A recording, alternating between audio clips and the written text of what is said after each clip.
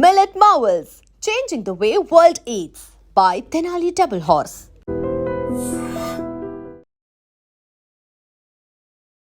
నమస్కారం, welcome to I dream. ధర్మ మార్గం విత్ విజిత కార్యక్రమానికి స్వాగతం.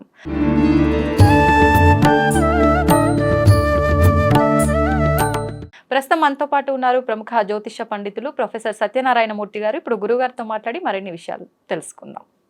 నమస్కారం గురుగారు. నమస్కారం మా విజిత.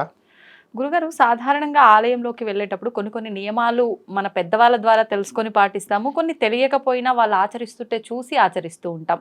అందులో భాగంగా తీసుకుంటే ఆలయంలోకి ఎంటర్ అయ్యే ముందే ఖచ్చితంగా ప్రధాన ద్వారం దగ్గర గడపని కానీ పైన కానీ తాగి నమస్కరించుకున్న తర్వాతే లోపలికి వెళ్ళటం చాలా సందర్భాల్లో చూస్తూనే ఉంటాం. అంటే ఏదైనా చెప్పారు, ఏదైనా ఆచరిస్తున్నాము అంటే దాని వెనకాల ఏదో ఒక రీజన్ ఉంటుంది కదా. దీని వెనకాల కూడా ఏదైనా ఆంతర్యం ఉంటే వివరించండి. డెఫినెట్గా అమ్మా. ప్రతిదీ కూడా దేవాలయంకి వెళితే కొన్ని లాభాలు జరుగుతాయి అనేటటువంటి విషయం చాలామంది సామాన్య భక్తులకు తెలియదు. ఏదో మామూలుగా మనశ్శాంతి కోసం వెళ్తున్నాం వస్తున్నాం అనుకుంటారు. ఆ దేవాలయం కట్టడి ఎలా కడతారంటే పిరమిడ్ టైప్లో కడతాం. దాన్ని ఒక టూంబ్ లాగా ఇలాగ ఒక షేప్ని మనం గమనించినట్లయితే సౌండ్ రీసౌండ్ రాకుండా ఉండడం కోసం కడతాం. ఆ తర్వాత ఈ గడప మెయిన్గా నువ్వు అడిగావు, ఆ గడప క్రింద కొన్ని యంత్రాలు పెడతాం మనం. గడప క్రింద కూడా గడప క్రింద. ఆ తర్వాత ఈ యొక్క దేవాలయము పైన పిల్లర్స్ కడతాం కొన్ని చోట్ల, అందుకే పైన ముట్టుకుంటారు. ఇప్పుడు కంచి టెంపుల్లో వెండి బల్లి బంగారు బల్లిలు ఉన్నాయి. అక్కడ ఎందుకు పెడతాము అంటే దానికి ఎలక్ట్రోమాగ్నెటిక్ ఫోర్స్, ఎలక్ట్రోమాగ్నెటిక్ వేవ్స్ ఉంటాయి. దానికి చిన్న చిన్న రాగివి, తర్వాత పగడము, ముత్యము, ఇలా ఎక్కడైతే శంకుస్థాపనం చేస్తామో అలా ఆగమ శాస్త్ర ప్రకారం కొన్ని చోట్ల మనము యంత్ర ప్రతిష్టలు అనేవి చేస్తాం. అందువలన అక్కడ దేవాలయము విగ్రహం దగ్గర కూడా మనం క్రింద పెడతాం దాని ముందు. అదే శ్రీచక్ర ప్రతిష్ఠ అని అంటున్నాము. కొన్ని చోట్ల శ్రీచక్ర లాగా, మేరు ప్రస్థానం లాగా ఇవన్నీ యంత్ర ప్రతిష్టలు చేస్తారు రాగి రేకులతో. మెయిన్గా కాపర్ అనేటటువంటిది గుడ్ కండక్టర్ ఆఫ్ హీట్ కాబట్టి, గుడ్ కండక్టర్ ఆఫ్ ఎలక్ట్రిసిటీ కాబట్టి ఏమవుతాయంటే పిడుగులు పడతాయి మనకి వర్షాలు పడుతున్నప్పుడు. అర్జున ఫాల్గుణ అంటాం. అంటే ఆ అర్జునుడు ఆ పిడుగు నుంచి వచ్చినటువంటి ఎనర్జీ ఆ రాగి రేకుల మీద పడుతుంది. దాన్నే ఇప్పుడు కాలంలో రైస్ పుల్లింగ్ లక్షల కోట్లు, మళ్ళీ 1 కోటి 2 కోట్లు కాదు, లక్షల కోట్లు వస్తుందనండి. ఈ రాగి చెంబులు కింద పడితే అందులో పిడిగెళ్ళిందని చెప్పి పెద్ద మాఫియా జరుగుతోంది. సో అది పక్కన పడేస్తే ఇక్కడ మన టెంపుల్స్లో మ్యాగ్నెట్లోకి ఈ యొక్క పిడుగు వెళ్ళి మ్యాగ్నెటిక్ ఫోర్స్, ఎలక్ట్రోమాగ్నెటిక్ వేవ్స్ తయారవుతాయి అన్నది మాత్రం సత్యం. ఇప్పుడు ఏమవుతాయంటే మనం టెంపుల్కి వెళ్ళినప్పుడు షర్టులు లేకుండా వెళ్ళాలా. కర్ణాటకలో అంతే, పంచ కట్టాలి. అంటే అక్కడ ఏంటి, పలుచని వస్త్రాలు ధరించాలి. అది అక్కడ. దానివల్ల ఏమిటి అని అంటే లోపలికి వెళ్ళినప్పుడు ఈ ఎలక్ట్రోమాగ్నెటిక్ వేవ్స్ ఆ విగ్రహం చుట్టూ ప్రదక్షిణలు చేస్తున్నప్పుడు కానీ, ఈ గడపను ముట్టుకున్నప్పుడు కానీ, లేదా మనం గడప పైన ముట్టుకున్నప్పుడు కానీ, దర్వాజాలు తలుపులకి మనం దేవుడికి ఇలా ముట్టుకుంటున్నప్పుడు కానీ బై టచ్ మనకి ఎలక్ట్రోమాగ్నెటిక్ వేవ్స్ లోపలికి వెళ్తాయి. అందువలన మనము అంతేకాకుండా ఆధ్యాత్మికంగా గడప అనేటటువంటిది మహాలక్ష్మి స్వరూపం. అది ఏ టెంపుల్లో ఏ గడప అయినా మహాలక్ష్మియే. కాబట్టి ఆ గడపని చాలా మంది తెలియక తొక్కుతారు. పెద్ద వెడల్పుగా ఉన్న గడపలు ఉంటాయి మనం తమిళనాడులో, అక్కడ దాటలేక జంపింగ్ చేస్తే కాళ్ళు విరుగుతాయి. కాబట్టి తప్పనిసరి పరిస్థితులు అట్లాంటి చోట ఈ రేకులు పెట్టరు. యంత్ర ప్రతిష్టలు జరిగేది తెలిసిపోతాయి అన్నమాట. సో అట్లాంటి చోట మనము మామూలుగా నడుచుకొని వెళ్ళొచ్చు.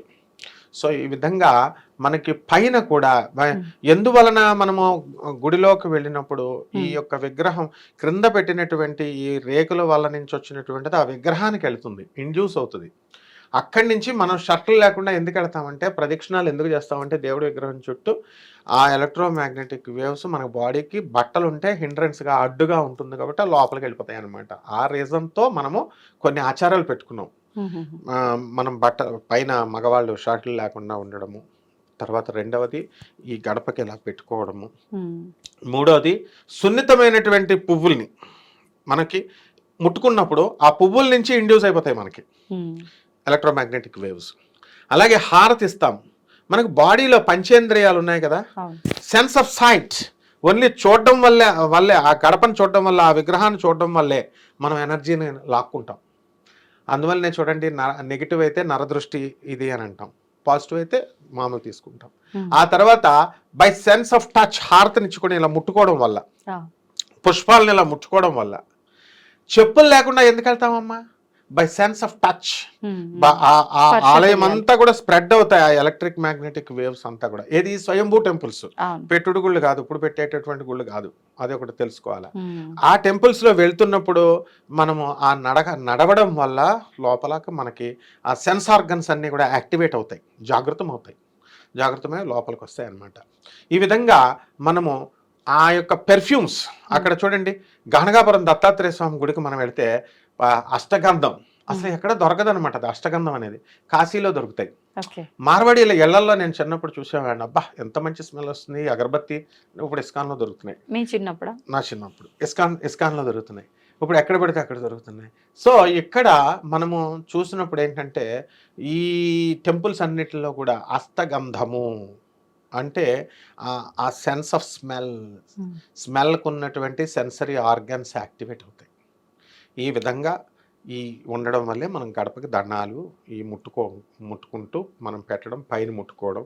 ఆ తర్వాత ఆ దేవాలయము 4 వాల్స్ దగ్గరికి వచ్చేసరికి సైడ్ వాల్స్ను ముట్టుకోవడము, బ్యాక్ వాల్ను ముట్టుకోవడము, ఇలాంటివన్నీ చేస్తూ ఉంటాం.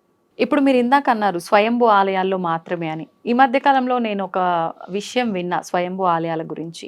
ఎక్కువగా మనం వరుసగా స్వయంభూగా వెలిసిన ఆలయాల దర్శనం చేసుకుంటున్నప్పుడు ఆ ఆరాని మనం గనక తట్టుకునే స్థితిలో లేకపోతే అది మనకు కొంచెం ఇబ్బందికర పరిస్థితిలోకి తీసుకెళ్తుంది అని చెప్పి, ఇది వాస్తవం అంటారా గురుజీ?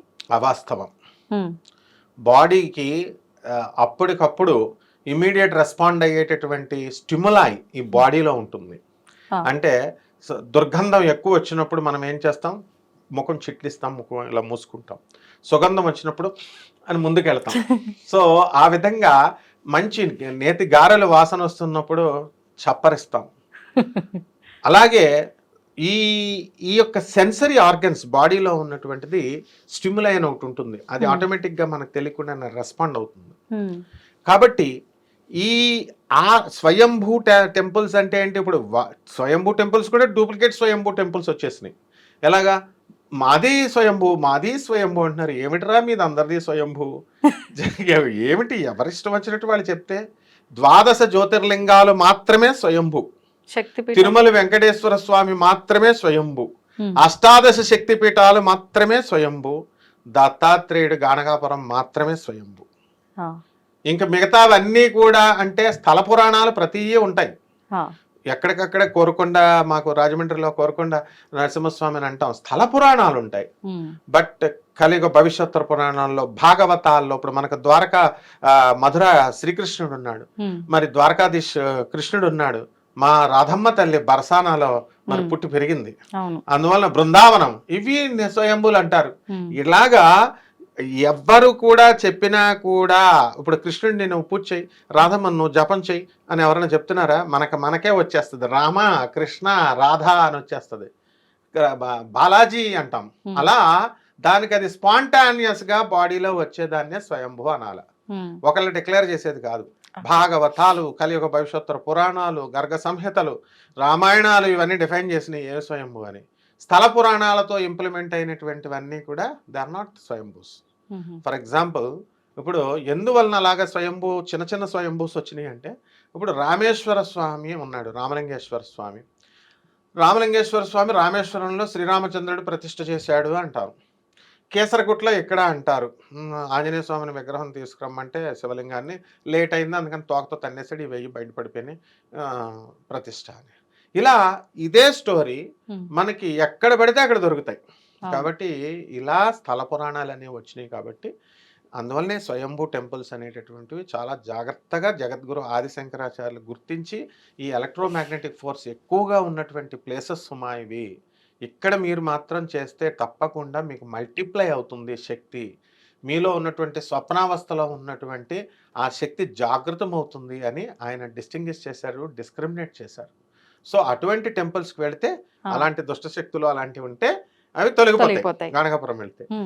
మరి వీళ్ళేమిటి, అసలు ఇప్పుడు తిరుపతి వెళ్తే నీకు ఎక్కువ అయిపోతుంది ఆనందం, ఎక్కువ ఆరా వచ్చేస్తుంది, ఆ ఆరాకి నువ్వు మ్యాచ్ కాలేకపోతున్నావు, అందుకని నీ బాడీ కొలాప్స్ అవుతుంది. What is all this non sense? ఇప్పుడు మనకి స్వామి వివేకానంద ఏం చెప్తాడంటే, రామకృష్ణ పరమహంసుల వారిని, గురుగారు మీరు అస్తమానం బ్రహ్మానందం బ్రహ్మానందం బ్రహ్మానందం అంటున్నారు, అది ఏంటి గురుగారు అంటాడు. ఇలా రారా అని వివేకానందుని ఇక్కడ ముట్టుకుంటాడు. ముట్టుకుంటే ఆనందాన్ని తట్టుకోలేకపోతున్నాడు. తట్టుకోలేక అవన్నీ గుడ్డలు చింపేసుకొని ఆ బీచ్ రోడ్లో ఆనందం బ్రహ్మానందం అని తిరిగేస్తూ, గురువుగారు నేను ఇది తట్టుకోలేకపోతున్నాను గురువుగారు, ఇది విత్డ్రా చేయండి గురువుగారు నాకు అంటే, అప్పుడు మళ్ళీ రామకృష్ణ పరమహంసుల వారు ఇక్కడ ముట్టుకుంటారు, విత్డ్రా అయిపోద్ది.